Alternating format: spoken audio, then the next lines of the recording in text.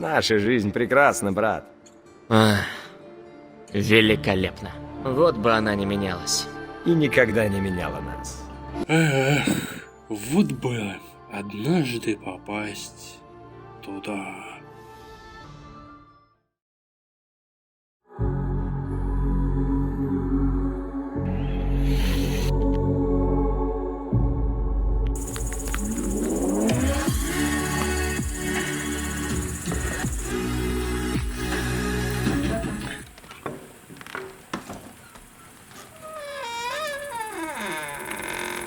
О,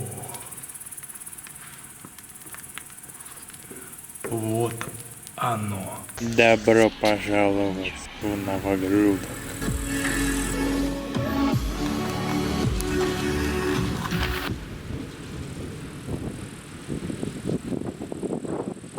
Ах, какой вид! Воу.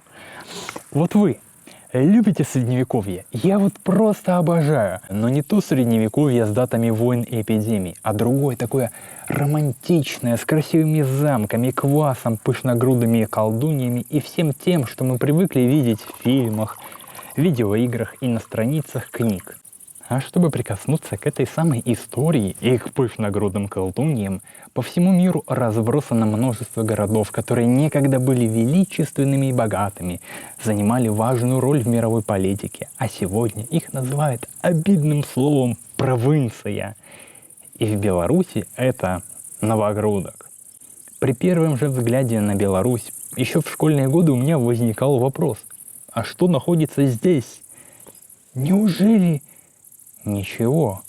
А тут, оказывается, притаился целый Новогрудок, который успел побывать важнейшим городом в формировании Беларуси и который оставил после себя немалое наследство в виде кирпичных руин.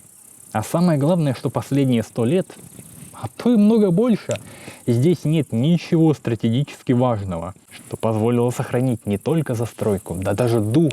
Да что уж тут и говорить, если здесь можно встретить ни много ни мало диких лошадей в лесу в их естественной среде обитания, которые уже вымерли больше 100 лет назад. Я обозначил условные границы Новогрудчины трассами М1, М6, железной дорогой Барановичи-Лида и Налибокской пущей. Но это далеко еще не все. Есть продолжение, но об этом как-нибудь в следующий раз.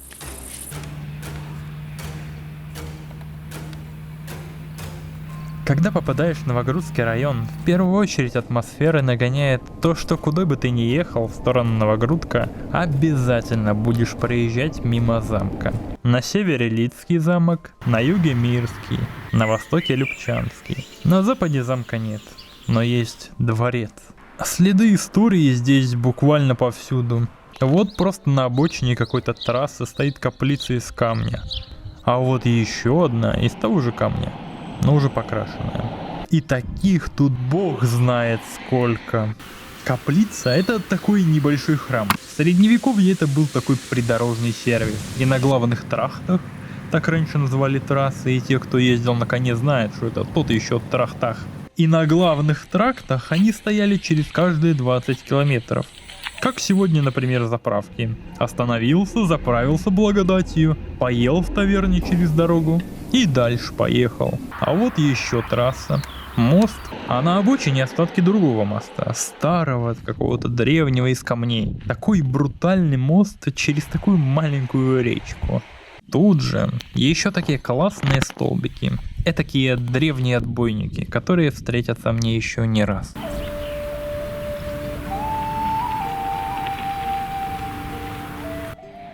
Да здесь даже сараи особенные. Вот какая-то обычная подсобка. А какой кирпич.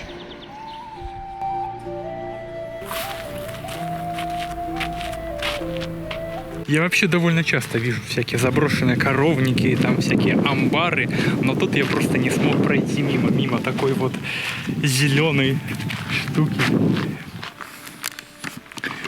Более того, я уверен, что она наверняка очень древняя. Вся заросла виноградом. И посмотрите, я думал, она деревянная, а она, оказывается, кирпичная. Никогда бы не подумал. Обалдеть. Да, тут уже крыша проваливается от этого винограда.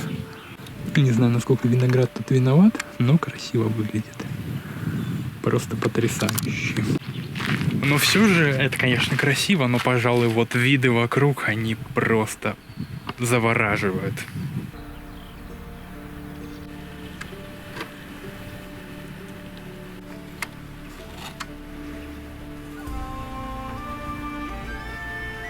Вот уже не первый раз вижу, как кони порой живут лучше людей. Возможно даже, что этот сарай частично состоит из Мирского замка. А может и нет. А вот еще побитый магазин. Вот те на. Подойду-ка поближе. Кто ж так жестко обошелся с каким-то никому не нужным заброшенным магазином? Что за нравы, что за времена?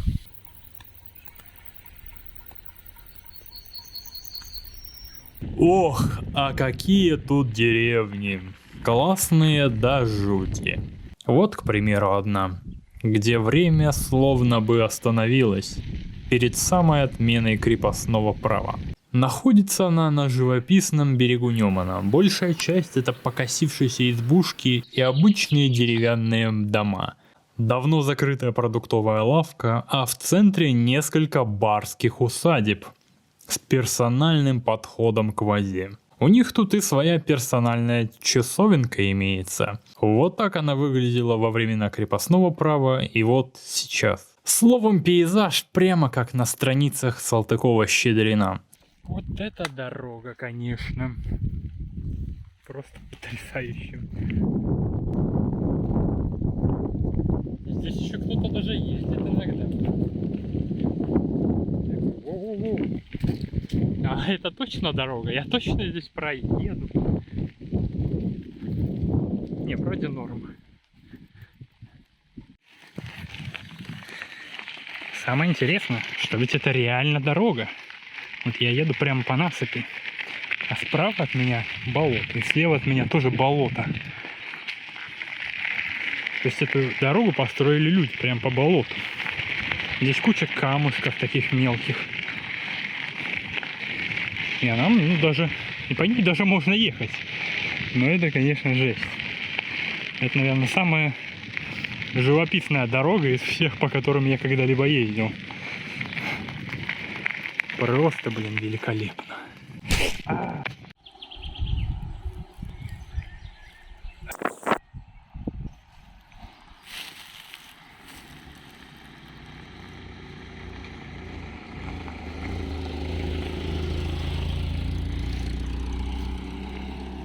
Вот это я заехал. Какой просто невероятный пейзаж, который даже как-то не помещается в кадр, настолько он большой. Вот проезжают мимо советские автомобили, вот этот памятник войне, дома эти просто в идеальном состоянии, краска просто как будто вчера покрасили. Чудо как хорошо. И здесь тоже вот время как будто бы остановилось, только уже в советском периоде. Вот деревня как отстроилась после войны, вот так и стоит. Да здесь даже люди живут. Пойду вон воды попрошу.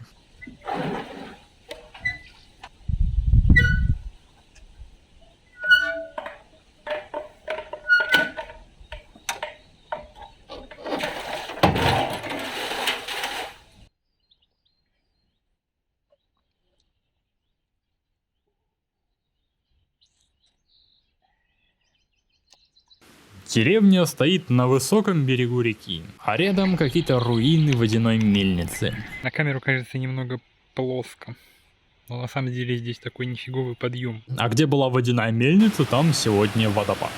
Классное место, только вот насладиться им проблематично. Сейчас самое пекло, солнечные лучи играют на деревьях, а комаров здесь видано-невидано. Что тут творится вечером, я уж проверять и не стану.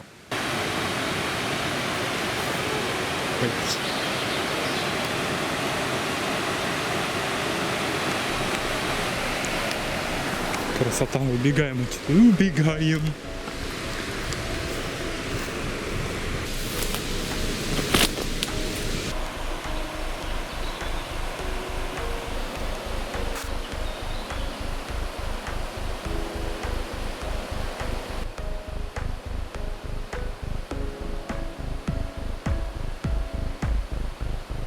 О, тут асфальт ложат. Наконец-то.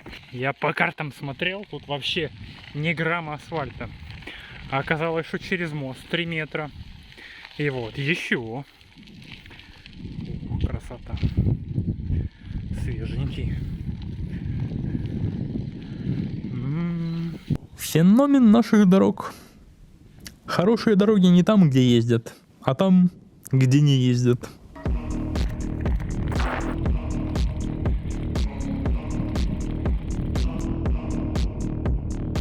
А ты заметил? Здесь, в углу. Нет? Давай приближу. Холмы. Пока я находился в районе Новогрудка, я ни разу не ехал прямо.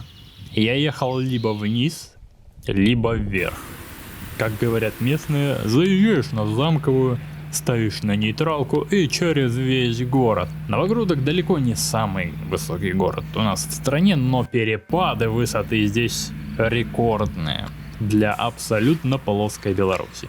А это в свою очередь дает пейзажи, которыми можно долго любоваться и которые я просто обожаю.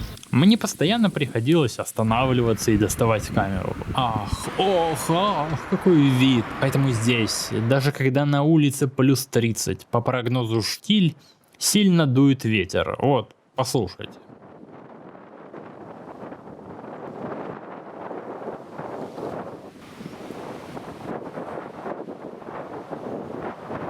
Недаром, что здесь понастроили столько ветряков, которые так идеально смотрятся на фоне древних руин белорусской глубинки. Во-во, с утра просыпаешься и думаешь, ох, сейчас бы в горку, да навернуть на велосипеде, да так, чтобы аж спина хрустела. О, брат, что ты творишь? Отдельно выделю одну точку, куда, на мой взгляд, открывается лучший вид Новогрудчины. Находится это место на дороге из Кареличей в Щорце, рядом с деревней Погорье. Как бы название деревни само намекает.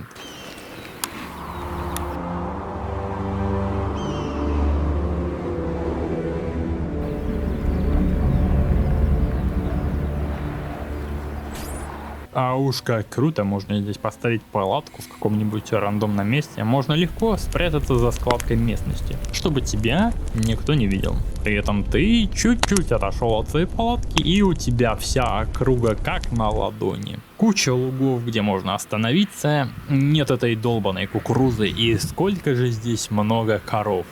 Кругом просто луга, зеленые такие пастбища с низкой травкой, с клевером. И коровы красивые такие. Есть тут и более привычные достопримечательности, как, например, Любчанский замок. На минуту, пока ты идешь до ворот, может даже показаться, что ты перед самым настоящим замком. Но нет, этот замок вот уже 20 лет строят местные жители и студенты практически с нуля. Этот замок был всю дорогу этаким Франкенштейном. 4 башни и каждая в своем стиле. И вот сюда все чаще доезжают какие-то гости. А вот делать тут решительно нечего. Это такое место, не тронутое туристической инфраструктурой. И в этом вся прелесть Любчи. Никаких сувениров и кафе. Только голые стены и гордое одиночество. Выходишь на высокий берег, и перед тобой открывается Налибокская пуща во всей красе. За таким видом целый час пролетает как 5 минут.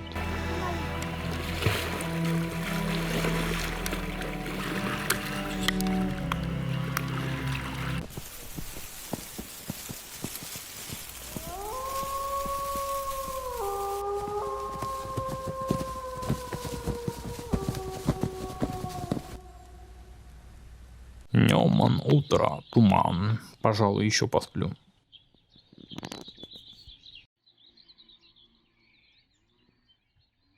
Про туманы над Ньюманом ходят легенды о том, как утопленные невесты утаскивают молодых юношей. Я так и не понял, в чем секрет. Может, это из-за сильного течения? А может... Поскольку на другом берегу только Налибокская пуща и пару очень маленьких деревушек, почти все мосты здесь Деревянные и очень красивые. И да такие, что на совесть, что покрепче бетона. По крайней мере с виду.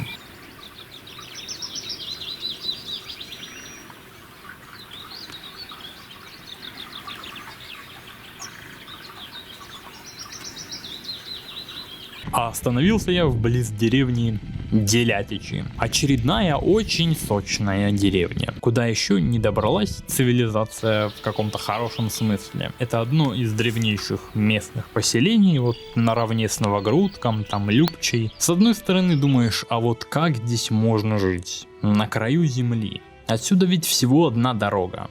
И та в Новогрудок. А Новогрудок это ведь город совсем небольшой. С другой стороны, а вот место тут такое, что западает в самое сердечко. Прямо тебя тянет обратно. Тут тебе и древняя дорога, по которой вообще неудобно ездить. А вот в местах, где побольше автомобилей, такая дорога со временем раскатывается. А тут ее будто бы вчера положили. И ездить ну просто невозможно. И магазин вроде бы самый стандартный. А вот добавили пару камушек в кладку, и уже хорошо. И еще в деревне есть очень странный храм. Такой вот неказистый здоровенный шкаф. Он просто в идеальном состоянии. Двери, окна, все на месте. Храм высоченный, а все равно находится в тени деревьев. А эти деревья на фоне местных пейзажей, ну они все равно кажутся какими-то маленькими. Ох. А что уж тогда и говорить о человеке.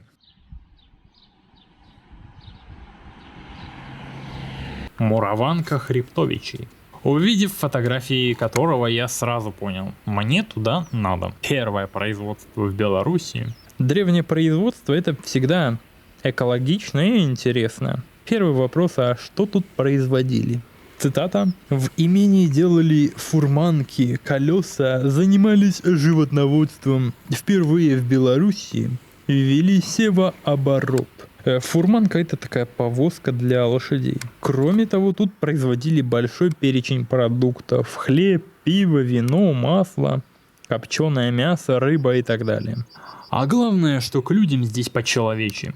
Условия труда здесь опережали свое время лет на 100. Примерно как сейчас в индустриальном парке Великий Камень. Тогда было везде крепостное право. Если просто, то это когда ты работаешь, но не тебе платят зарплату, а ты платишь. А сейчас остался только серьезный объем великолепного красного кирпича. Он-то сюда и манит. Побродить, посмотреть, как оно все тут было когда-то давно.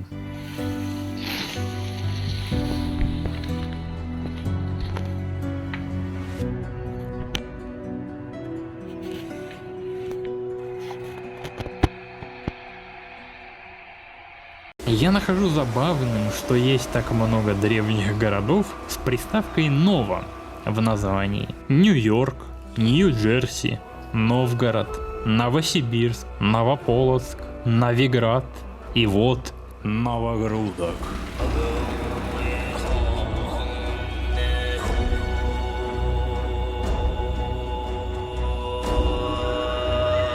Новогрудок в моем представлении это был какой-то такой отдаленный город, где тебе предлагают посмотреть на руины замка. Да, это конечно не простые руины, это руины замка, которому через 20 стукнет 1000 лет. Это руины, из которых Беларусь и Литва появились как государства на мировой арене. Но это все равно просто руины. Одна башня пока еще в более-менее каком-то изначальном виде, а вторая уже глубоко переделана современным кирпичом. Да едва ли она похожа на что-то, что было раньше. По каким-то совершенно неизвестным причинам башня закопана наполовину в землю. И если в Любче, например, так строили, то тут нет. И любопытно, что вот сохранилась как раз только самая древняя часть замка, а более поздние постройки превратились в пепел.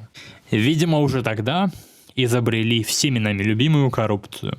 Все же, будем честны, Новогрудский замок – это чуть ли не последняя достопримечательность, которую стоит посмотреть. Опускаешь взгляд и видишь, как у подножия дед собирает колорадских жуков. И так тепло на душе становится. Посмотрите вокруг, красота какая! Да что ж вы за люди-то такие? У вас такой вид из центра города открывается, а вы молчите? Сволочи! Руины замка, они говорят, посмотри. Да тьфу на вас! Поутыкались свои смартфоны, света белого не видят.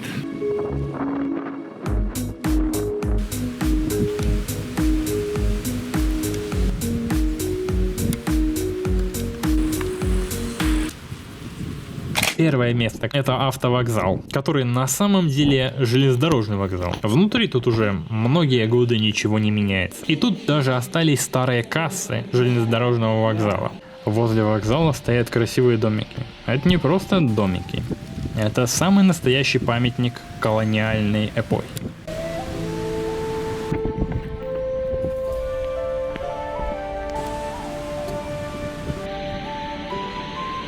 В Новогрудке есть и другие постройки, которые могут быть колониальной архитектурой. А может, они просто похожи.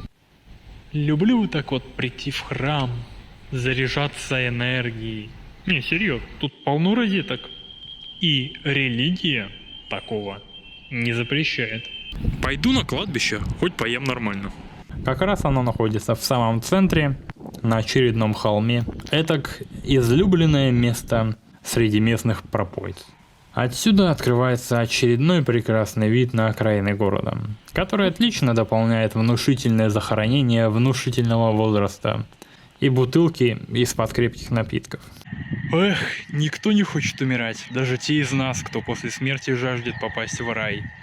Но это наш общий путь. За миллионы лет еще никому не удавалось избежать этой участи. Идем дальше, к самому центру. Очень уж мне запала в душу эта многоэтажка, номер 36 по улице Адама. Перехожу дорогу и вижу самый красивый райисполком страны. Здание пережило ряд не самых удачных ремонтов, а все равно не теряет свой вид. Вот только цвет, ну просто ужасный. Я хотел пошутить, типа, да тут прям как в Гродно, но она реально так называется. Улица Гродненская. Дома тут загляденье. Застройка тут цельная. И даже там, где дома относительно новые, они вполне себе хорошо вписываются. В центре города очень много храмов. Это целый архитектурный ансамбль. 2 православных, 2 католических. И чуть поодаль еще мечеть. А все-таки кое-чего здесь не хватает. А именно синагоги. Ведь это еврейская улица. Вспомни мудрые слова из Библии. Долг никуда не денется. Тут жили евреи, причем несколько сотен лет. На этой улице, причем бок о бок с христианскими семьями. Это не было запрещено, так было абсолютно нормально.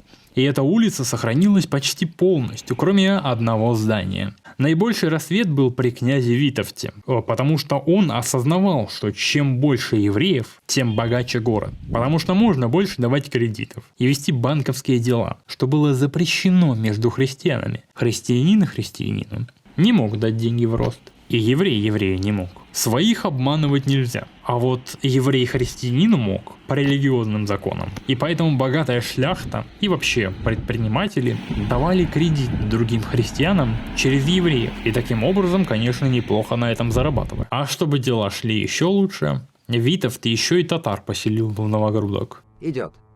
Я дам тебе $35 тысяч сегодня, а ты вернешь мне 55 к пятнице. И синагога — это было самое целое здание, когда закончились 2 мировые войны. Она чудом выстояла, и через 10 лет ее снесли вместе с железной дорогой, попутно строя коровники из Новогрудского замка. Синагогу снесли безо всякой нужды. Чистой воды вандализм. На ее месте до сих пор ничего нет. Просто какой-то сквер и непонятный памятник. И парковка. Еще в советских традициях было строить заводы в центре города. Чтоб так с утра встаешь, выходишь на балкон. Обожаю запах напалма по утрам. Но Новогрудок и тут обделили, построив винзавод. Это только в Молдове гордость. А у нас удел самых глухих деревень. Уж и не знаю, за что советы так не взлюбили Новогрудок. Может, как с пленными. Сдался равнопредатель. Если вам вдруг кажется, что я критикую, то вам просто кажется. Ведь в Новогрудке я остался голодным, поэтому немного ворчу. В этом городе в заведениях нет медленных углеводов, нет супов, нет гречки, да даже вареной картошки. Я вообще в Беларуси или где? Но я начал подозревать что-то еще на выезде. Какая тачка. Да не ты! Я приехал за 10 минут до закрытия магазина, а он оказался давно закрыт. Через дорогу какие-то самодельные качели, столовая закрыта. В самом городе столовая тоже не работает. А вот и еще одна. По итогу я нашел все же работающее кафе. А картошка где? В остальном, сегодня в Новогрудке дела обстоят гораздо лучше. Город стал первопроходцем в деле освоения экологического будущего. Здесь много ветряков, которые не только для красоты стоят, но и могут обеспечить небольшой Новогрудок электричеством. В городе есть экологичная, умная система освещения. По городу стоят такие красивые мусорки. Я остановился на окраине города в палатке, и через дорогу от меня паслись коровки. А еще рядом на плантации белые школьники собирали черную смородину.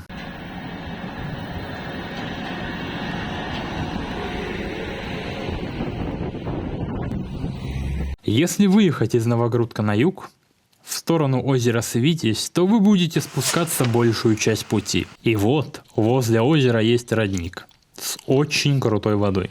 Здесь сразу два родника. Один с живой водой, а второй с мертвой. Это, конечно, очень красивая легенда, но вода действительно классная, разная. Одна вроде как типа сам с минералами, а вторая типа почти как дистиллированная. И если присмотреться, конечно, то можно заметить, что родников на самом деле не два.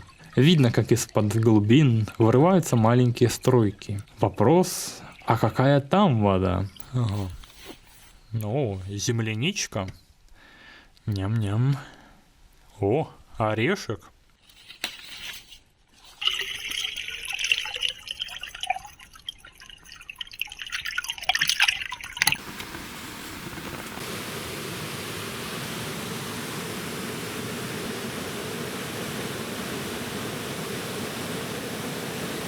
Ох, как завораживает созерцание такого простого явления, как падение воды. Я и не знаю, кто придумал этот миф, что в Беларуси нет водопадов. Это что-то на уровне рассказов о плоской земле. И есть такое маленькое уточнение, что есть один водопад на всю страну. И тот маленький и рукотворный, который находится на границе с Латвией в непролазных дебрях. И я не знаю, кто и зачем распиарил этот водопад. На самом же деле в Беларуси довольно много водопадов. На карте так и вовсе почти 3000 отметок. 2797. Ну, конечно же, большинство из них это тыква. Парочка нормальных все же есть. И пресловутый водопад на реке Вята далеко не самый большой и далеко не самый красивый. В Новогрудском же районе прямо какое-то обилие водопадов. Что не мост, то водопад. И самый большой, который мне встретился, находится возле деревни Староельня. Оно и не удивительно. Вы посмотрите, с какой высоты течет река Ятрянка, которая вытекает из озера Свитязь. Вот холера! Как и почти все водопады, его построили под водяную мельницу, которая даже очень неплохо сохранилась. Это же тот самый бетон того самого невероятного немецкого качества. И здесь еще пока не ухоженный берег, но у мельницы уже есть хозяин. И совсем скоро здесь будет агроусадьба. Мельница открыта, можно даже аккуратненько так одним глазком заглянуть внутрь. Здесь темно. И останки колеса. Учитывая то, как сохранилась мельница, в нее, наверное, в свое время было вложено целое состояние. А значит, и в самой деревне должно что-то быть. И ведь действительно, деревня и впрямь симпатичная. На въезде встречает внушительная каменная кладка. То ли забор, то ли руины какого-то дворца. Как интересно приспособили старый пень под кабачки. Рядом скромная деревянная церковь. И еще издали я приметил Необычное строение. И вот я зашел на чей-то участок, но, к сожалению, хозяев не оказалось дома. И вот у них в огороде находится сарай. Да я даже не могу назвать это сараем. Скорее, какой-то бровар. Но при этом у него даже нет статуса культурной ценности. Ну, как и крыши. А была когда-то черепица. Я думаю, что, скорее всего, здесь когда-то разводили улиток. Потому что ими тут все просто кишит. Только они все и иссохлись из-за жары. К слову, здесь же еще недалеко находится ферма улиток.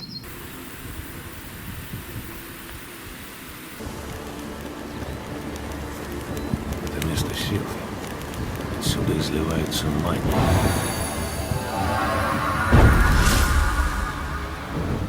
Слышу звуки воды. Останавливаюсь. Это всего лишь еще один маленький водопад. Дальше храм на холме. И вот, наконец, то самое долгожданное озеро Свитязь в маленьком лесу. Это не просто лес, а заповедник. Возможно, это самый маленький заповедник. Но не надо себя обманывать. Этот крошечный оазис таит в себе немало тайн. Во-первых, здесь очень теплая вода. Поэтому сюда приезжает так много животных, в смысле туристов. Поэтому здесь так много разных растений. Например, сосны здесь необычные. Такие в Белоруссии не растут. Озеро Свитязь – это очень важная часть нашей культуры, белорусской мифологии.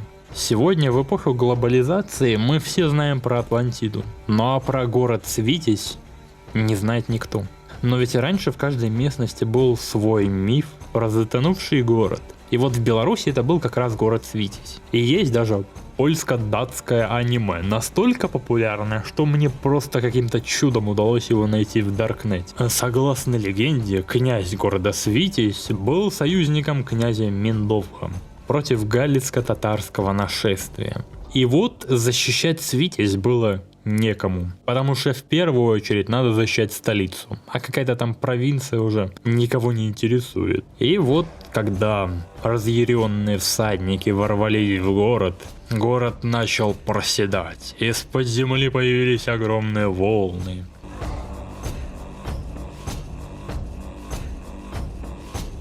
И через несколько минут вместо красивого города появилось круглое озеро, покрытое большим количеством кувшинок.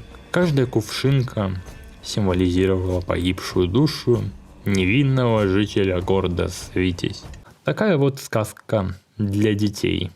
Но, возможно, она действительно основана на реальных событиях.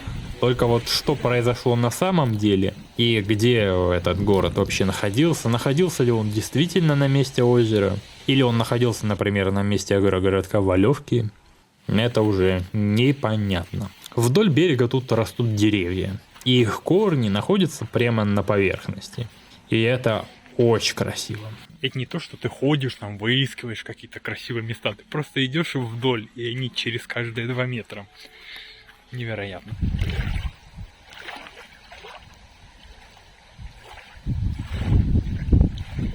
В новогрудских деревнях чего только не найдешь. Вот прямо совсем рядом с озером Свитязь стоит крайне занимательная деревня. Называется Радогоще, что на мой язык совершенно не ложится.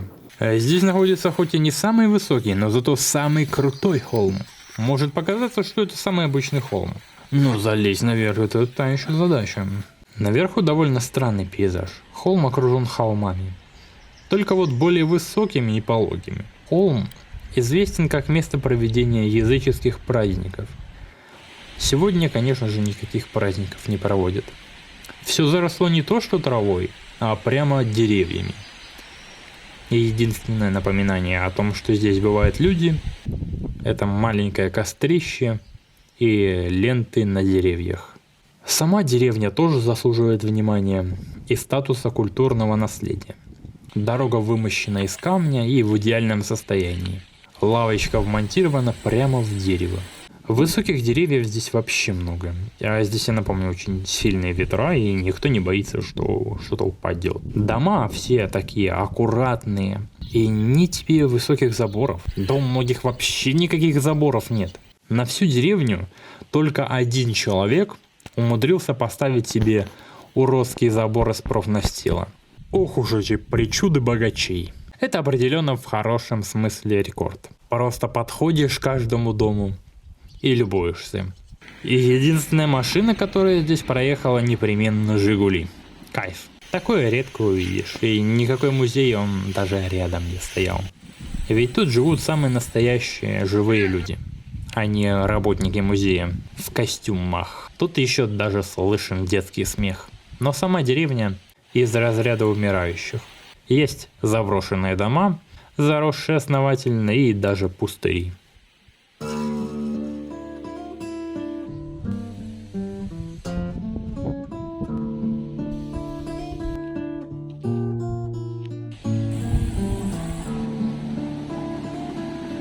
В соседних деревнях дела обстоят значительно хуже. Вот деревня опустела настолько, что лисица гуляет себе средь бела дня и даже на меня особо внимания не обращает. Здесь планировали перспективную деревню, но что-то не сдалось. Здесь должен был быть завод, а здесь корова. И все, что есть, это вот здание непонятного назначения, но с очень-очень интересным барельефом об СССР. Так сказать, остатки иной цивилизации. Так же, как когда-то мифический город Свитязь утонул, так и этот канул в пучину истории.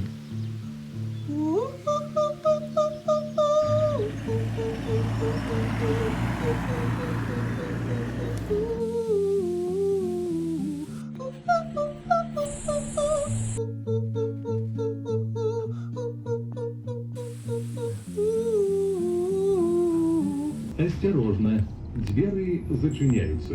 Наступний припинок. Станция Новоельня. Финальная точка моего маршрута. Красивый польский вокзал в сумерках. Все нормальные люди спят, а я гуляю по мосту в Новоельне.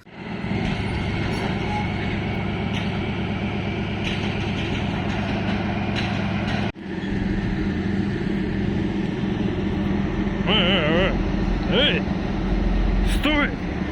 Куда? Забыли? Меня...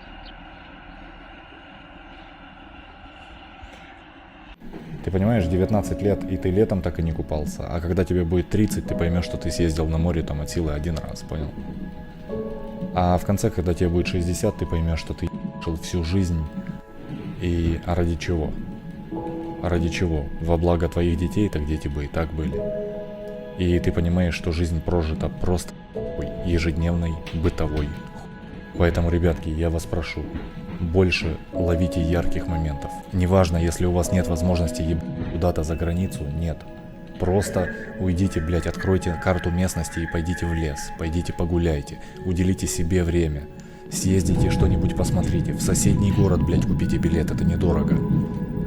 Посмотрите там достопримечательности. Не нужно шиковать, блядь, и оставаться в отелях, блядь. Но проживайте каждый день как последний. Непонятно, когда он вообще закончится, наша жизнь, понимаете? Я вас очень прошу, прислушайтесь к моим словам.